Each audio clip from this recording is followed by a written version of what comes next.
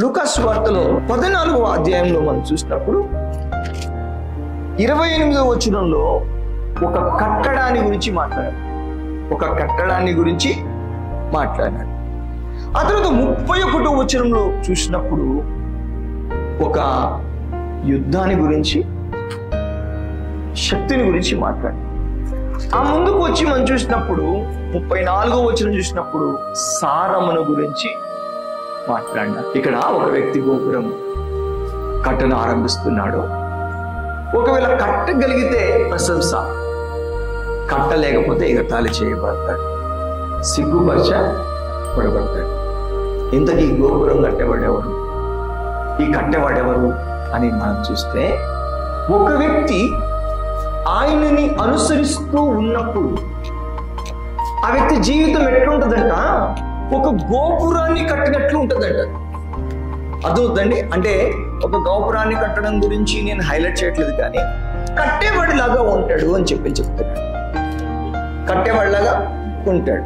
చూడండి, లోకమంతా పాపములో జోగుతున్నప్పుడు జలప్రళయం ఆ పాపానికి శిక్షగా వస్తుంది అని చెప్పి తెలిసినప్పుడు ఆ లోకంలో ఎవరు కట్టారు చెప్పండి? ఎవరు కట్టలేదు. కానీ ఒక్క వ్యక్తి మాత్రం తన ఇంటి వారి అందరి రక్షణ కొరకు ఒక ఓడని కట్టాడు. జలప్రళయాన్ని తప్పించుకున్నాడు. కడుతున్న వారి గురించి బైబిల్లో ఉంది, సమస్తము కట్టువాడు దేవుడే. కట్టడం గురించి చూస్తే మోషే ద్వారా గుడారాన్ని కట్టాడు, సొలొమోను ద్వారా మందిరాన్ని కట్టాడు, యేసుక్రీస్తు వారి ద్వారా సంఘమును కట్టాడు దేవుడు. కట్టడం, ఎక్కడ కట్టడం గురించి మాట్లాడినా కూడా అది ఎంతో బలమైన కార్యంగా బైబిల్లో అని చూపిస్తుంది. జ్ఞానవంతురాలు తన ఇల్లు కడుతుంది అని చెప్పిన వాక్యంలో రాయబడింది. జ్ఞానవంతురాలు ఎలా అయింది? కట్టడం అంటే ఏంటిది? ఇప్పుడు నోవాహు దగ్గరికి వస్తే తన భార్యని, తన పిల్లల్ని, తన పిల్లల భార్యల్ని అందరినీ కూడా అతను ఏం చేశాడు? కట్టుకున్నాడు. ఒక కట్టడం లాగా ఆ కుటుంబం అనేది ఉంది. దేవుని స్తోత్రం కలుగును కాదా? ఆ కట్టుని బట్టి కట్టుబడిన ఆ కుటుంబం ఒక ఓడని నిర్మించగలిగింది, ఒక ఘనమైన కార్యము చేయగలిగింది. మీరు చూసారా? ఒక శత్రువు రాజు మీదకి ఒక రాజు వెళ్ళాలనుకున్నప్పుడు అతను ఎలా వెళ్ళగలుగుతాడంటే సైనిక బలం ఉన్నప్పుడు వెళ్ళగలుగుతాడంట. ఒకవేళ సైనిక బలం లేదనుకోండి, అతను వెళ్ళగలుగుతాడా? యుద్ధానికి వెళ్ళలేడు కదా. వ్యూహ రచన చేయగలడా? ఎవరు ఉన్నారని వ్యూహ రచన చేయగలుగుతాడు? అయితే ఓడ కట్టే ఒక గొప్ప ప్రణాళిక నోవాహుకు చాతైంది. కారణం ఏంటిదంటే పిల్లరా, తన కుటుంబం అంతటిని అతను కలిగి ఉండగలిగినాడు. తన ఇల్లు కట్టుకున్న వాడిగా ఉన్నాడు. Praise the Lord. ఇద్దరిని ఏకం చేసి 127 కీర్తనలో కట్టడం అని చెప్పిన కీర్తనకారుడు రాశాడు. యాత్రా కీర్తనలో యెహోవా కట్టిన ఇల్లు అని చెప్పి అన్నాడు.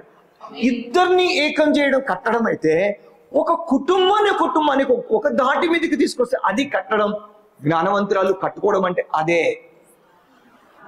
తన కుటుంబం అంతటిని కలిగి ఉండడం కట్టుకోవడం. జ్ఞానవంతురాలు తన ఇల్లుని కట్టుకుంటుంది. ఆనాడు ఆ కుటుంబం అంతటిని కట్టుకున్న వాడుగా ఈ నోవాహు ఉన్నాడు. కాబట్టి అతను ఏం చేయగలిగినాడంటే ఆ ఓడ కూడా కట్టగలిగాడు.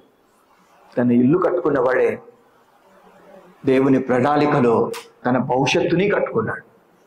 మరి మనలో ఎంతమంది కట్టుకుంటున్నాము? మనలో ఎంతమందికి చేతనవుతుంది? నోవాహు తన ఇల్లు ఎలా కట్టుకోగలిగాడు? తన భవిష్యత్తుని ఎలా కట్టుకోగలిగాడు? జలప్రలయమైన ముప్పు నుండి తన ఇంటిని తప్పించుకొని భవిష్యత్తులోనికి ఎలా వెళ్ళగలిగాడు? కారణం ఏంటి? అతడు జ్ఞానవంతుడు, తన ఇల్లును కట్టుకున్నాడు. ఎలాగో చెప్పనా? యేసుని వెంబడించాడు గనక. లూకాసు వార్తలో 14వ అధ్యాయంలో 27వ వచనం, ఎవడైనను తన సిలువను మోసుకొని నన్ను వెంబడింపని ఎడల వాడు నా శిష్యుడు కానేరడు. యేసుని వెంబడించేవాడు గోపురాన్ని కట్టేవాడిలాగా ఉన్నాడు, ఎగతాళి చెయ్యబడడు అని యేసుక్రీస్తు వారు మాట్లాడుతున్నారు. ఈరోజు యేసుని వెంబడించేటువంటి ఒక జీవితంగా నీ జీవితం, నా జీవితం ఉండాలి. యేసుని వెంబడించాలి.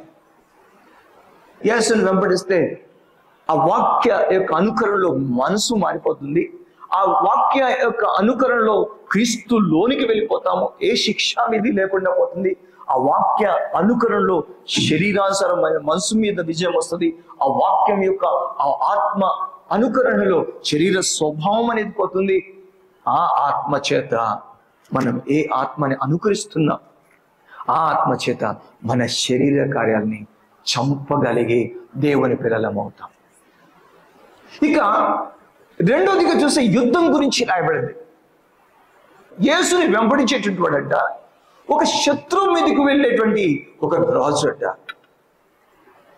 చూడండి, శత్రువు ఎదుటికి వచ్చినప్పుడు,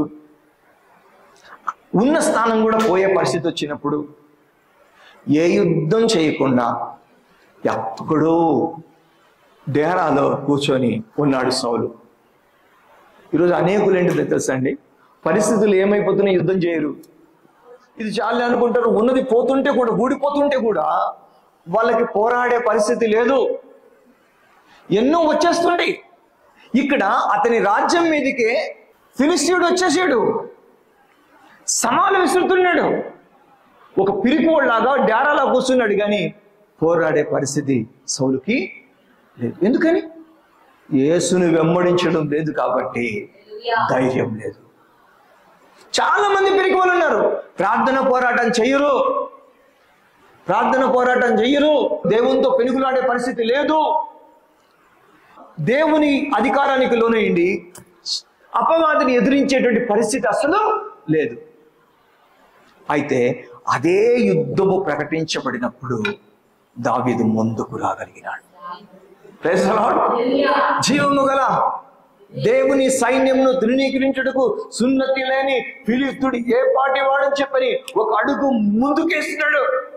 యుద్ధం ప్రకటించాడు కాబట్టి, శక్తి కలిగి ముందుకు వెళ్ళాడు కాబట్టి జయం దేవుడిచ్చాడు. Praise the Lord. దేవుని స్తోత్రం కలుగుగాక. అక్కడి నుంచి ఒక్క అడుగు కూడా వెనక్కి పడలేదు. పిల్లరా, యేసును అనుసరించేటువంటి వాళ్ళు యుద్ధాలు చేస్తారు. పాపం మీద పోరాటం చేసి పిల్లల్ని రక్షించుకుంటారు, లోకం మీద పోరాటం చేసి లోకం నుంచి పిల్లల్ని రక్షించుకుంటారు, కుటుంబాలు రక్షించుకుంటారు, సమాజాన్ని రక్షించుకుంటారు. ఈరోజు పోరాటం చేసేటువంటి వాళ్ళు యేసుని వెంబడిస్తున్నారు. ప్రార్థన పోరాటం చేసే వాళ్ళు యేసుని వెంబడిస్తున్నారు, శక్తి కలిగిన వారిగా ఉన్నారు. ఎవరైతే పోరాటం చేయట్లేదో వాళ్ళందరూ కూడా యేసుని వెంబడించే వాళ్ళు కాదు. యేసుని వెంబడిస్తున్నాడు కాబట్టి ఓడు కట్టుకొని భవిష్యత్తును కట్టుకున్నాడు నోవాహు. యేసుని వెంబడిస్తున్నాడు కాబట్టి గొల్లియాతు మీదకి వెళ్ళి తన వాళ్ళ యొక్క ఆ పౌరుషాన్ని నిలబెట్టినాడు దావీదు, ఆ ఇంటిని నిలబెట్టాడు దావీదు. ఇలా యేసుని వెంబడించడం అనేది నోవాహుకి ధన్యకరమైంది. యేసుని వెంబడించడం అనేది దావీదుకి ధన్యతనిచ్చింది. యేసుని వెంబడిస్తే నీకు ధన్యత ఇస్తా, నీది ధన్యత అవుతుంది. తనకిచ్చిన సమయం అంతా కూడా వినియోగించుకొని దావీదు చక్రవర్తి అయిపోయాడు. ప్రతి అడుగు సరిగ్గా వేసి, ఎన్ని యుద్ధాలున్నా కూడా దావీదుని అక్కడ దాకా రాకుండా ఎవ్వరూ ఆపలేకపోయారు. ఒక ఎత్తైన చోట్లో శక్తితో నిలబడ్డాడు దావీదు. కానీ తనకున్న జీవితం అంతా కూడా పనికి మాలిన అడుగులు వేసి, పనికి మాలిన పనులు చేసి జీవితాన్ని దుష్ట ముగింపుకు తెచ్చుకున్నాడు సౌలు. సమయం అంతా పోడు చేసుకున్నాడు సౌలు. ఈ దావీదు ఎట్లా ఆయనను పట్టిన దేవుని ఉద్దేశాన్ని చేరుకోగలిగినాడు, సౌలు ఎట్లా దేవుని ఉద్దేశం నుంచి పడిపోయాడంటే కారణం ఏంటిదంటే, ఒక ఆయన యేసుని వెంబడించాడు, మరొక ఆయన యేసుని విడిచిపెట్టేశాడు. యేసుని విడిచిపెట్టేవాడు కట్టుకోవడం ఎక్కడ? యేసుని వెంబడించేటువంటి వాడే కట్టుకుంటాడు, ఎక్కి వెళ్తాడు. భవిష్యత్తును కట్టుకున్నాడు యేసుని వెంబడించి దావీదు. ఇంతకీ యేసుని ఎలా అనుసరించగలుగుతారు? మత్తయి సువార్తలో 16వ అధ్యాయంలో 24వ వచనం మనం చూసినట్లయితే అక్కడ ఒక మాట ఉంటుంది. ఆయనను వెంబడించాలనుకుంటే అర్పణ ఉండాలంట. ఎవడైనను నన్ను వెంబడింపగోరిన ఎడల తను తాను ఉపేక్షించుకొని తన సిలువనెత్తుకొని నన్ను వెంబడింపవలెను. యేసును వెంబడిస్తున్నటువంటి ఒక భక్తుడి జీవితంలో ఒక రోజు ప్రశ్న ఎదురైంది. నీకున్నది ఎవరునంటే, ఎంతకు ముందు నువ్వు యేసయ్య అని చెప్పేవాడివి, ఇప్పుడు నీకున్నది ఎవరునంటే ఇప్పుడు ఏం చెప్పాల్సి వస్తుంది తెలుసా? ఇదిగో నీకున్న ఒక్కగానొక్క కొడుకు అని ఇస్సాకు గురించి చెప్పాల్సి వస్తుంది. నీలో ఏం కొదవైందో తెలుసా? ఆనాడు నన్ను వెంబడించేటప్పుడు నీ సిలువ ఎత్తుకొని నిన్ను ఉపేక్షించుకొని నన్ను వెంబడించావు కాబట్టే ఈ 22 అధ్యాయాల వరకు చక్కగా వచ్చావు. కానీ ఇప్పుడు నీ పాదాలు కదలడం లేదు, ఇప్పుడు అడుగులు పడడం లేదు. నిన్ను పరీక్షించాల్సిన పరిస్థితి వచ్చింది, బలిపీఠం దగ్గర నిన్ను నిలబెట్టాల్సిన పరిస్థితి వచ్చింది. ఇంతకు ముందులాగా ప్రార్థనా పోరాటం నీ దగ్గర లేదు. ఏదైనా చేసేటప్పుడు ప్రార్థన పోరాటం చేసి నోవాహులాగా చేస్తుంటివి. ఇప్పుడు నువ్వు చేసే ప్రతిదానికి ప్రార్థన పోరాటం కాదు కదా, నీ సొంత చిత్తమే కారణమవుతోంది. ఉపేక్ష తగ్గిపోయింది, అందుకే నాతో నడవలేకపోతున్నావు. నా కార్యాల్లో పాలు పంపులు కలిగి ఉన్నట్లుగా నీ దగ్గర ఏం లేదు, సమర్పణ లేదని చెప్పారు. నీ సమర్పణ తరతరాలకు ఆశీర్వదకరంగా ఉండింది, కానీ ఇప్పుడు అదే సమర్పణ ఏమయ్యింది? లోపించింది. అడుగులు ఏమవుతున్నాయి? తడబడుతున్నాయి. ప్రార్థన సరిగ్గా లేదు, వాక్యము సరిగ్గా లేదు, దేవుడు సరిగ్గా లేడు. అబ్రహాం, ఎవడైనా నన్ను వెంబడించాలనుకుంటే తన్ను తాను ఉపేక్షించుకొని, అంటే సమర్పించుకొని, తన సిలువెత్తుకొని వెంబడించాలన్నాడు. బలిపీఠం దగ్గర నిన్ను టెస్ట్ చేస్తాడు. అందుకే క్రైస్తవుడు బల్ల దగ్గరికి వస్తాడు. యేసును అనుసరిస్తూ దావీదు ఎక్కడ దాకా వెళ్ళాడు? యేసును అనుసరిస్తూ ముప్పు తప్పించుకొని జలప్రలయాన్ని విరిచివేసుకొని కుటుంబాన్ని భవిష్యత్తులోని తీసుకుపోయాడు మా యెహోవాకు. అట్లా నిన్ను భవిష్యత్తులోని తీసుకుపోగలి ఆ కుటుంబమే ఇప్పుడు వంశవల్లన్నీ ఉండడానికి గల కారణమైనాయి. పిల్లరా, గ్రహించండి, ఉపేక్ష కలిగి ఉంటే ముప్పులు తప్పించబడతాయి, కీడులు విరిగిపోతాయి, సముద్రాలు చేరిపోతాయి, యోర్దానులు ఏకరాశిగా నిలబడతాయి. ఉపేక్ష ఉంటే, సమర్పణ ఉంటే, అర్పణ ఉంటే నీకొచ్చే అపాయం ఏమీ ఉండదు. సాతాను తంత్రమేమీ పని చేయదు. నీకు ఉరేదముగా రూపించబడిన ఏ ఆయుధము వర్ధిల్లదో. ఏముండాలా? అర్పణ ఉండాలా. అర్పణ లేకుండా, ఉపేక్ష లేకుండా ఎవరు అడుగున్నా మలుపు తిరుగుతుందండి? పడుతుందా? ఎవరి జీవితంలో దేవుని చిత్తం జరుగుతుందా?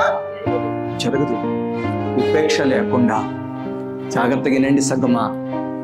సమర్పణ లేకుండా దేవునికి ఉన్న వ్యక్తిలాగా నువ్వు ఉండకుండా నీ ఇంటిలో, నీ జీవితంలో దేవుని చిత్తం జరగడం అసంభవం. నీ ఉపేక్ష సరిగ్గా ఉందో లేదో నువ్వు చూసుకోగలిగితే ఆయన నీతో ఈ మాట చెప్పగలుగుతాడు, నీ క్రియల్ని నేను ఎరుగుతా. అబ్రహాము ఆశీర్వాదం అన్యజనుల వరకు రావడం ఎక్కడ ముడిపడింది? మమ్రే పర్వతంలో, ఒక పర్వతం మీద అతని ఉపేక్ష దగ్గరే ఉంది కాదా? విశ్వాసి, నీ ముందుకైతే ఎక్కడుంది? నీ ఉపేక్షలో ఉంది, నీ సరి చేసుకోవడంలో ఉంది, నీ యొక్క అర్పణ దగ్గర ఉంది. ఉపేక్ష ఉంది కాబట్టి నోవాహు లోకాన్ని కాదని యేసయ్య చేయబట్టుకొని నడిచినాడు. ఉపేక్ష ఉంది కాబట్టి జల ప్రళయాన్ని తప్పించి ఒక ఉన్నతమైన భవిష్యత్తులోనికి అతని గుడారమంతటిని దేవుడు నడిపించినాడు. కీడు అతని ఇంటి దరిదాపు రాలేకపోయింది. ఈరోజు మన జీవితంలో మనం ఎట్లున్నాం? ఉపేక్ష ఉందా? ఉపేక్ష ఉంటే శక్తి నీకున్నట్టు, ఉపేక్ష ఉంటే నీకు సారం ఉన్నట్టు, ఉపేక్ష ఉంటే నువ్వు కట్టుకుంటున్నట్లు. ఒక్కసారి పరిశీలన చేసుకో.